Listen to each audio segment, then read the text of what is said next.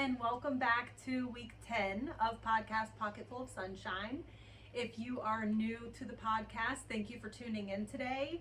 Our podcast came about when my daughter Hayden was killed last year in August, because I just felt drawn to start a podcast to help women like me and girls like her, and through mediumship was confirmed that this is what I needed to do in honor of Hayden and her life and her legacy, was to create a trauma, addiction, grief, abuse based forum where anyone that's struggling through this life journey of trauma and pain and abuse and any kind of healing journey, that they feel like they have a support system and just a community that they can relate to and kind of resonate with, to help them, give them advice. Of course, none of this is medical advice. I am a huge proponent of therapy and encourage therapy with everything in me.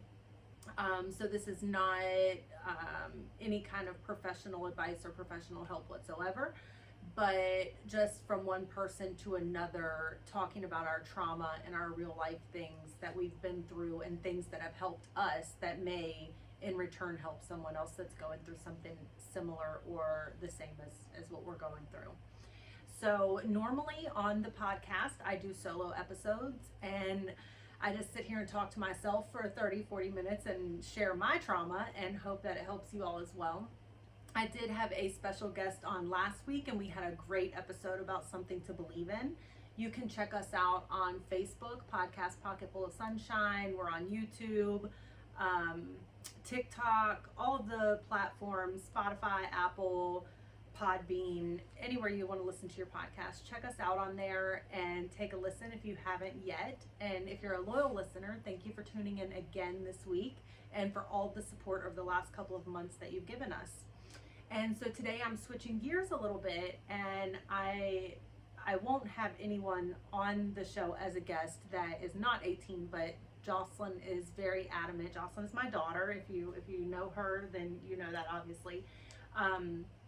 If you don't know, Joselynn is my daughter. She is a teenager and she has experienced a significant amount of loss and trauma in her life, and she wants to talk about that a little bit today and share from a teenage perspective the things that they experience and they go through. And we're just gonna kind of conversate about our relationship and how we've been able to grow and help each other through this time since Hayden's been killed, since we lost my dad and so many other people over the last 3 years. So without anything further, please enjoy this episode and give Joselynn some love in the comments or the likes, or share us, whatever you think that you need to do. So Joselynn, thank you for having the courage and coming on the podcast with me today. I'm so happy that you are doing this, because this hasn't always been your thing. You've always kind of bottled up your emotions and kept them in and suppressed them. And I feel like, I'm not going to speak for you, but I feel like therapy has really helped you be able to find your voice and like talk about your trauma and things. Am I right? Yeah. Yeah. Pretty much. So how do you think therapy has helped you through specifically Hayden being killed, but also like through losing granddad and pawpaw and just things like that? I feel like therapy has helped me because I finally have somebody to listen to me and just, not really tell me what to do, but how to deal with it, and just will let me talk for hours and hours or however long I need to, and just talk about my feelings and talk about what's going on in my mind and just how I feel. That's awesome. And so how is talking to a therapist different for a teenager than talking to a parent or somebody or another adult that's in their family? Like, do you feel more comfortable talking to a therapist, or do you feel like you can't talk to family, or like just certain things like that? Well, it's different for everybody, but for me, I feel like talking to my therapist is better for me, because I feel like talking to my family just makes me feel like they feel bad for me, or they're gonna just look at me different if I tell them what I'm going through or how I feel, or just look at me or talk to me, or just like if they're around me they'll act different, or just like pay more attention to me. And I don't want that in my family. I want them to look at me as me and not some girl who has all these problems in their life. But talking to a therapist really helps me because I feel like I can tell them more things than I could normally tell my family and be comfortable with it. Okay, all right. I can understand that. I was a teenager too that had a lot of trauma, and I needed therapy so bad, and I had it, I believe I remember, I think I might have had a therapist. I kind of like blocked out a lot of childhood things because it was pretty traumatic, but I do think I had a therapist there for a while, but I know like I was on medication and stuff like that. And I felt like the same way, like I didn't want to talk to my family about it because they would think I was just being dramatic or whatever. Yeah. And so from a parent standpoint, like for a long time I did think that, like, and you and I were back and forth for the longest time, and it was like craziness because I was like, you're just being dramatic, like you're blowing this way out of proportion. But what I wasn't understanding is that you really weren't blowing it out of proportion, because just because it wasn't a big deal to me didn't mean that it wasn't a big deal to you. Like you can't compare what one person feels to what another person feels, even if it is the exact same thing. Yeah. And so for me, like I apologize for that, because I could have avoided a lot of disconnect with us and a lot of arguments and a lot of you feeling like I wasn't validating your feelings, or that I wasn't allowing you to express or feel how you felt.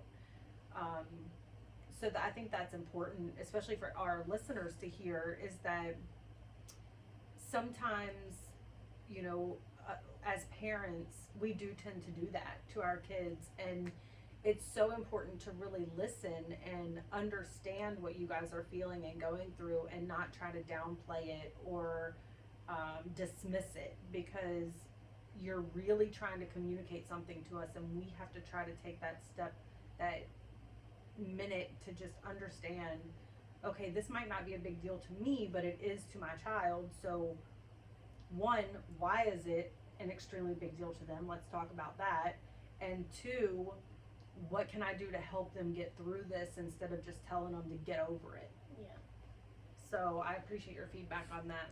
That's great information and great perspective from a 13-year-old, because adults don't think like that, and we do try to dismiss a lot of things with our kids, and I think we need to do better as parents with that. You've experienced significant amount of loss over the last 3 years, starting with Granddad, and you and Granddad were super close. So how did that affect you, like through coming up as a teenager? So like you were just hitting your double digits then, you were 10, and getting ready to go into middle school, and then you had to go through the last couple years in middle school and try to manage, still grieving that, dealing with losing your pawpaw, your dad's best friend, like just tons of loss that you've had. And then you get into middle school, and you have all this loss, and then you have all this middle school stuff. Like, how is that as a teenager? Because us parents, like, we don't understand that, and we just think, oh, middle school drama, but from a teenage perspective, how is that for you, so that we can better understand as parents? For me, was going through all these losses, and then jumping straight into middle school and having no clue what to do or how to do anything, because I was dealing with all this grief and loss, and just like having this tight feeling in my chest that everything wasn't going to be okay. But then going into middle school, you have all this drama, and just you're worried about your grades, and you're worried that you're going to fail, and you're scared that you're going to disappoint your family or your friends, or just all this stuff, and you're scared you're going to lose more people as you go through it. And for me, after Granddad had passed, going into middle school was a huge change, because he was one of my biggest supporters that I had. And jumping straight into middle school without him, I felt like he was missing out on things that I had accomplished. And after that, I just felt like I didn't really have anybody and I was alone, and it just really put me in a dark place. And then middle school drama just adds on, and just you feel like you're carrying just this heavy weight of doubting yourself and feeling like you're failing everybody, or just not being able to be good enough for your little siblings or your older siblings or your family or your friends, and you just feel like you failed everybody. So that's, of course, that's tough for me as a parent to hear, because we want to make sure that our kids always feel and understand that we need them and we love them, and that it's not their job to take care of all these people. But from your perspective, like, that's great insight for me, because it helps me to understand that even as a 13-year-old kid, like, you feel all this responsibility to, you know, be there for your siblings, to be there for everybody else in your family, to be there for me. And like, I remember hearing a lot of people say at the funeral, at Hayden's funeral, like, you have to be strong for your mom, you have to be strong for your mom. And I kept telling you and Kylie, like, that's not your responsibility, like, you guys don't have to be strong for me, like, I'm the grown-up, I'm supposed to be there, the strong one for you. And I just feel like a lot of times we put all this responsibility on you guys, because we're like, you have to be a role model to your siblings, like, you have to do this, you have to do that, you have to keep your grades up, you have to do sports, you have to, you know, stay active, stay out of trouble, manage friendships, try to be a good friend, try to do all these things. And that is a lot for you guys to have to deal with as teenagers. So I think as parents, we have to have better understanding of the way that we are expressing expectations, because obviously we want you to make good choices, we want you to be a positive role model to your siblings, but we don't want you to feel like it's a job to have to do that, you know.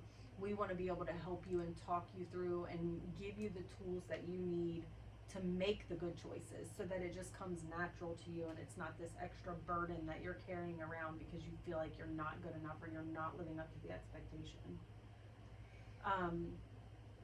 You've struggled a lot with anxiety and depression throughout your life, not just as a teenager, and I feel like it's gotten worse. Well, obviously we know it's gotten worse over the last couple of years because of all the loss and things. And you and I went back and forth quite a bit about medication and like taking medication, and you had some strong feelings about that. So do you want to talk about that? And Yeah, so medication for me, it was always up and down. Like, some of them would be good and they would help me, but then they'd stop working, and then I'd just be on another medication, and then like for your ADHD yes, meds. My ADHD meds.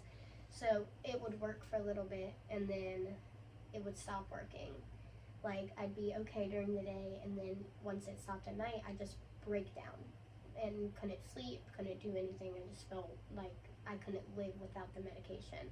And at the time, I didn't want to be like attached to the medication. Like, I needed it to live, and I needed it to be proactive and do things and just carry on with my life. So I asked if I could stop taking it for a little bit, and we did for a little bit. And yeah, then, we tried that, and yeah, it we worked. tried. And it worked. The CBD was Yeah, great. yeah. That really helped.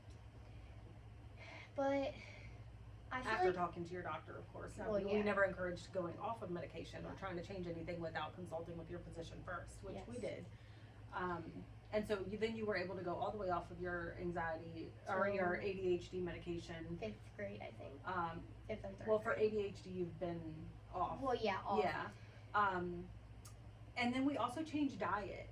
Yeah. So we were eating lots of junk, we were, you know, eating out a lot, things like that, and now we're eating fruits, we're eating vegetables, we're cooking at home, and people don't realize, like, a lot of that processed stuff that we buy from the store all has affects you. junk in it that affects you physically, mentally, emotionally, heightens your ADHD. There was a time in your life where you would not drink water if you were literally, like, if it was the only thing we had in the house. And now you're no, like, I need this, I need this. And then, like, today we were forced to eat out twice during the day because we had so many appointments today with therapy and everything All I was else. asking for And was you're water. like, I just want a I just water. want water. It's like I run into the dollar store and I'm like, 5 waters, please. So I feel like as you've matured and you've understood your illness too, and I think that plays a huge part, I think also, is that me not being the sole decision maker for you in your medical, your health issues and things.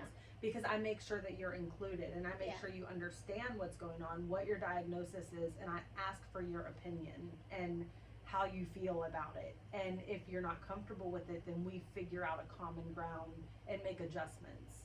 And how does that make you feel, like, knowing that you're included in decisions that are made about you? It's kind of difficult to explain, but, like, I feel like you're trying to understand how I feel about certain things now, and not that you weren't, but, like, now I have a say in what I want and what I need because I'm older and I understand what's going on and what I need and what I need to help me. And being able to be included in everything makes me more comfortable about what's going on around me, or what I'm taking, or what's helping me get better in my life, and what's helping me get through life without thinking that is what I'm taking really helping me, or is it just what my mom told me to take and I think it's gonna help me, but it's really not. So I feel like you, like, bringing me in and telling me what's going on and letting me choose if I want to do this or if I want to switch something around really helps me understand what's going on and helps me know what I need. Yeah, like when Hayden was killed and both of us were really struggling severely with anxiety and panic attacks and Depression things like that. and all that stuff, And we had the conversation at that point about medication and how it's not permanent. Like, this is just something sometimes that when we experience a severe trauma like this, that we need to just help us get through it just a little bit, you know, so that we can function and still be able to grieve and go to therapy and do all the things we need to do to get through this trauma, you know, without completely breaking down. And we started at, like, the lowest on that, and then, you know, figured out what you needed and what worked for you. And now I feel like we're at a place where, because we've, you know, it's been almost a year, we've been in all this therapy, we've been talking to each other, our relationship is much better. Things, you're dealing with things in school better than you were, you know, a year ago, because you now have the tools and the resources, and you're comfortable not just talking to Maya now, but also talking to me about things.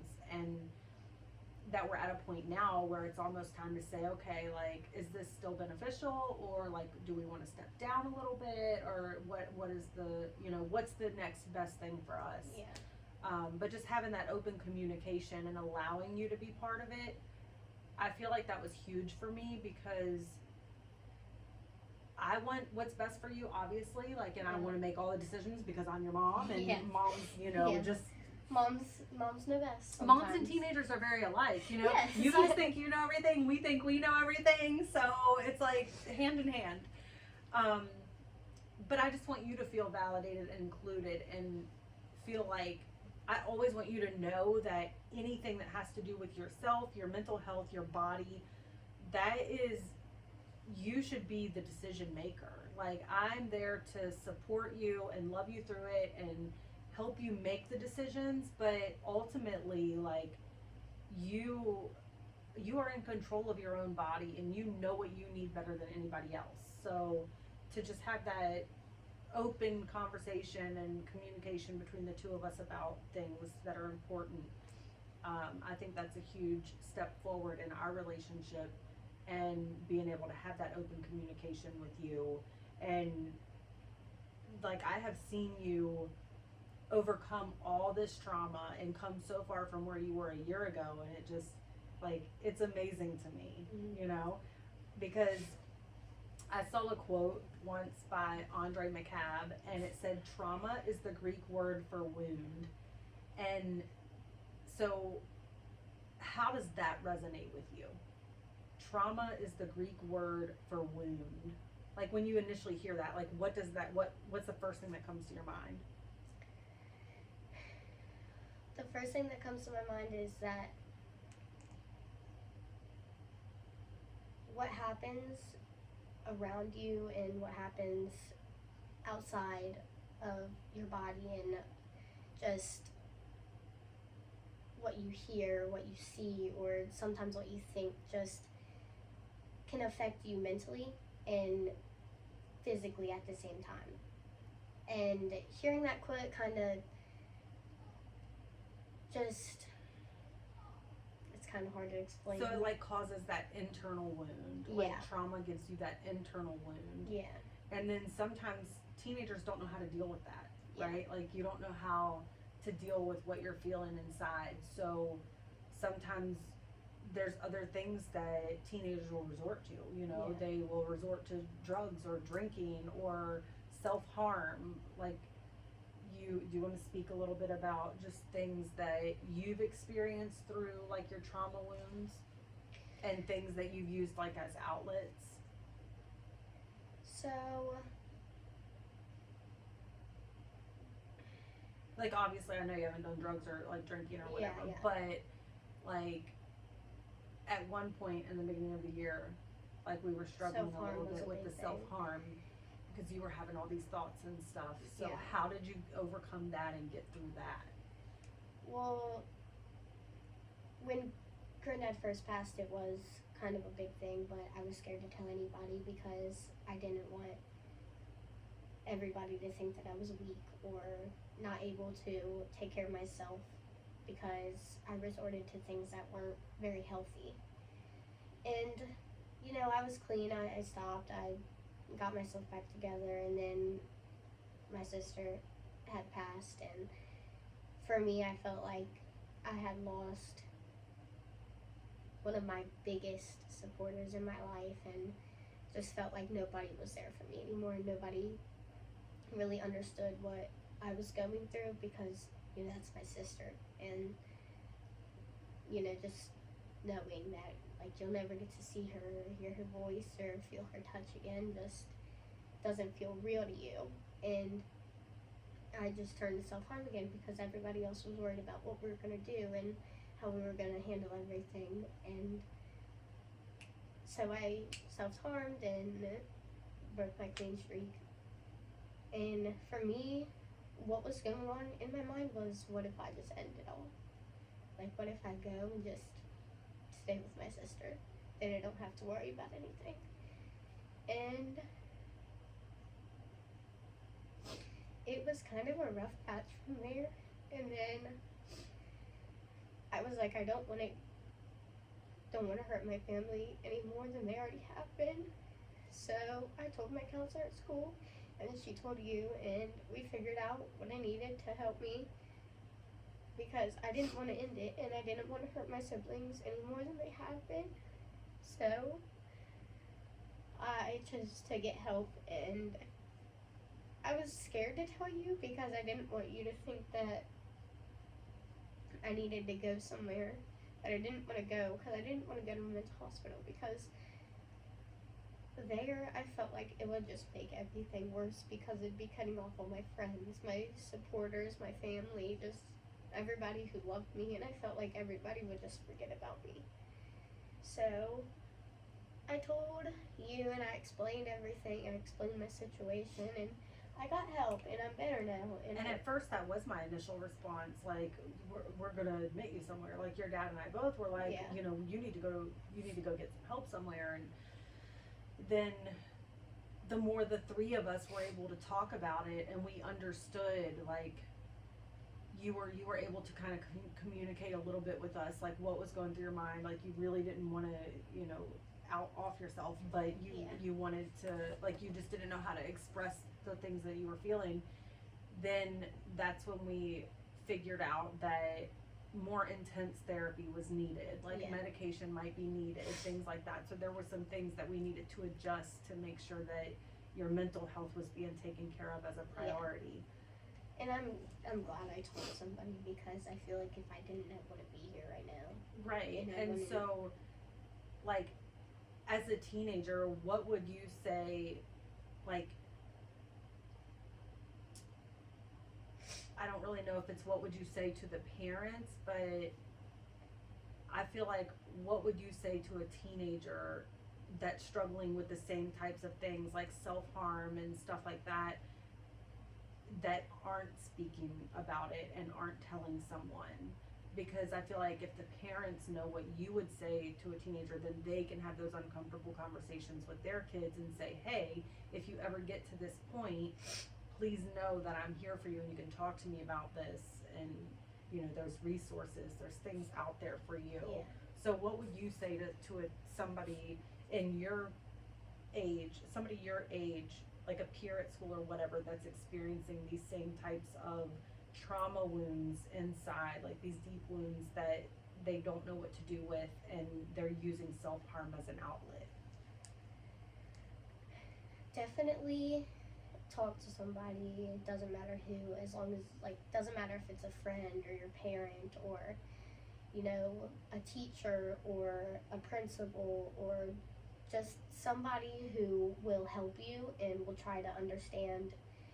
You want to be comfortable with it, though. You don't want to feel like they're going to tell everybody or tell somebody that you don't want to know. So, like me telling my counselor, I knew she was going to tell you, but I didn't feel comfortable telling you face to face at the time, because I was like, she is going to resort to other options, like a mental health unit, or just like a hospital or And something. sometimes that's necessary. Yeah. You know, sometimes it's to the point where it's way out of control. Yeah. And hospitalization is necessary.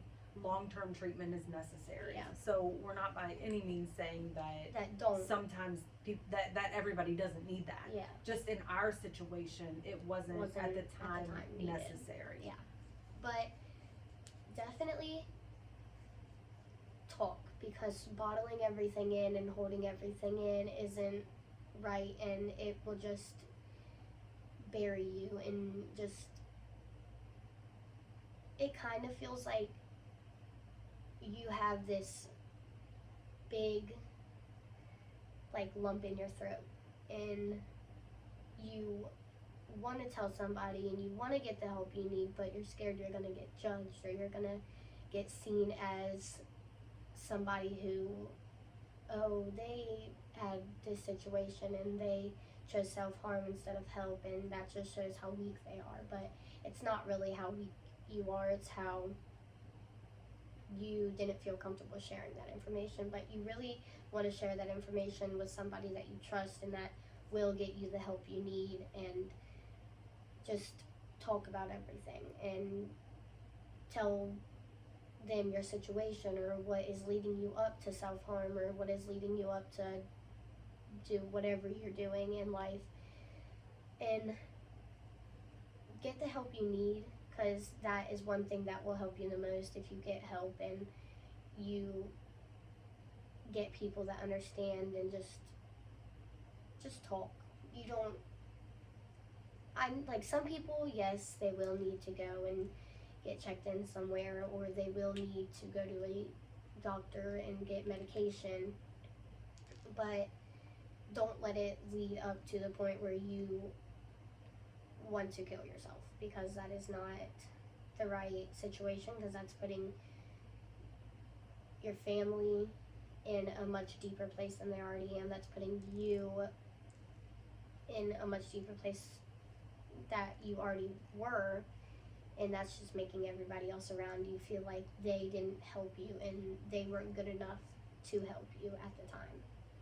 And so what advice would you have to somebody your age if one of their best friends came to them and said, look, I'm self-harming, like, I don't know what to do, like, I don't want to do this anymore, what would you do with that information? First, I would make sure they were okay and make sure that they weren't going to do anything. And then I would tell them that I do need to tell somebody because I don't want you to be hurt anymore, and I don't want you to end up, killing yourself or just hurting yourself even more. So I would tell a older adult or a parent of theirs and explain to them what they had told me, and I would explain to my friend or whoever has told me this that everything's going to be okay, and as long as you want to be okay, you will fight for everybody and you will fight for them, and just it'll make your life easier. It'll feel like you don't have this big weight on you anymore, and you'll just feel like you can breathe again.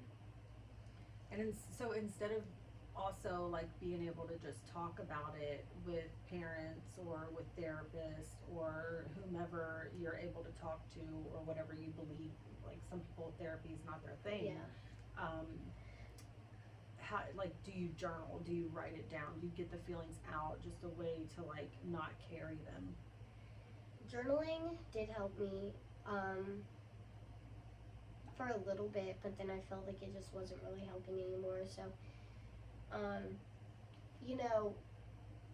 it's funny because one of the teachers at school, I had been talking to them about it and talking to them about my situation, and she said, just dance your feelings out. Just go crazy. It doesn't matter if people are staring at you or they're looking at you weird or they're like, what are you doing? Just dance. Most of the time it's me looking at you weird. Yes. I'm like, what are you doing? Just dance all your feelings out. It feels amazing after you do it. And my mom, I was dancing once and she came up to me and she was like, what are you doing? I was like, I'm dancing. She was like, why? And I was like, I just feel like dancing. I'm like, okay. She said, okay. She's like, dinner's almost ready also. I'm like, okay, so I'll be down in a little bit. Let me finish dancing. She's like, okay. But if so you use like music therapy. And like we always, just as a family in general, we just like dance. we always are dancing. We always have music going. We're always singing, and that was something that Granddad brought to us that we always did with him because he always had the music playing. Yeah, even singing, like you can write your feelings down, make a song, and then sing it, and just it helps. It helps just everything. That outlet to just get that. It off your chest. You're basically pouring your feelings out on a piece of paper, or you're dancing them out of your body, and just it makes everything feel 10 times better. And another thing my school counselor told me to do is smash a pumpkin or just hit a tree. Yeah, you smashed those pumpkins this year after Halloween. I smashed a pumpkin, and then she said get boxing gloves and hit a tree. Just hit all your feelings out, or just break something, smash something. Nothing in your house though, like something outside. But that's parent approved. And not self-harm. Nothing that you're doing out of anger. It's just you're doing it out of a way to release these built-up emotions and feelings, but not necessarily in a rage. Yeah, not in a rage. Not in a rage. Yeah, but in a therapeutic way. Yeah. But I feel like those were the biggest things that helped me. Journaling, dancing my feelings out, writing songs, just poems. Poems help. You can poem write. I just learned something about you because I didn't know that you do you have poems? Anymore. What did you do with them? I want to read them No, now. you were not reading them. They were gone. I love poetry. I had no idea that I just learned something about you. That's why it's important to, so I think that's a good takeaway from this is that the more we communicate with our kids, especially our teenage kids that are, becoming young women and men essentially, to talk to them and be more open with them and have just real down to earth conversations with them instead of always just being the parent and the one that has to tell them to do this, and this. Like, really just sit down and take that time, like, to understand your kids and to just figure out, just because they had something that interests them last month doesn't mean they're gonna have the same interests this month. So talking to them about things that they're into now, or things that they want to change about their interests or whatever, I feel like that is a huge part. That open communication is so huge in building good, healthy relationships with each other, and being able to talk about trauma and talk about peer pressure and talk about bullying and all the things that you all go through as teenagers, so that you don't feel like you're being a burden to us, but that we're all on the same page and we want the same thing, for you to be happy, healthy, physically, mentally, and for us to be able to have a great relationship with each other where we know we can count on each other. Yeah. Awesome. I'm so proud of you, like, for all of the things that you've overcome over the last couple of years, because it has not been easy. Yeah. And literally, like, today we're calling this episode Triumph Over Trauma, because I feel like you have completely kicked your trauma's butt. Like, yeah, you're still going through it. Yeah, you still struggle. Yeah, you still have days where you're sad and upset and where intrusive thoughts might take over, but you are empowered now. Like, you have taken your power back from those intrusive thoughts and those thoughts of self-harm and all of this, and now you know that when you're feeling like that and it's not therapy day, then you can always come talk to me and you can cry it out to me. Sometimes we cry it out together, or we'll go for a run, or we'll do anything that, like, let's draw, let's paint fruit from the fridge. Like, we just do random weird stuff, you know? Fruit from the fridge. Yeah, it's like, I came downstairs, I think it was yesterday or the day before that, and I came downstairs and I was like, what are y'all doing? And they were like, painting we're cantaloupes painting and lemons. cantaloupes, and I saw one cantaloupe, and then I saw a lemon and a zucchini, and I was like, Yeah. what are y'all doing? And they were like, we're painting our It's feelings therapy. out. And I was Yeah, like, painting their feelings out. I was like, come show me when you're done, because I want to see how that worked.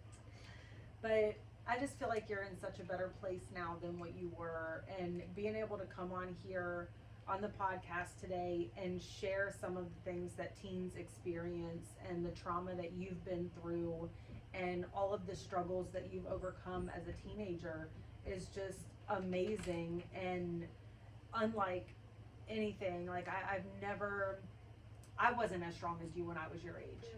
There's no way I could have done this as a 13-year-old, and being able to do this, you're helping people. You're helping parents like me to understand what their kids go through and how to help them through it, and some of the struggles that their kids may be experiencing that they may be overlooking, that they can now pay a little bit of more attention to, and just end this teen mental health crisis, because it's so bad. Like, teens are not talking about it because they do feel like they're going to be judged, and they do feel like they're going to be looked at differently, and you're breaking that cycle. Like, you're changing that stigma and that mindset right now today on this podcast.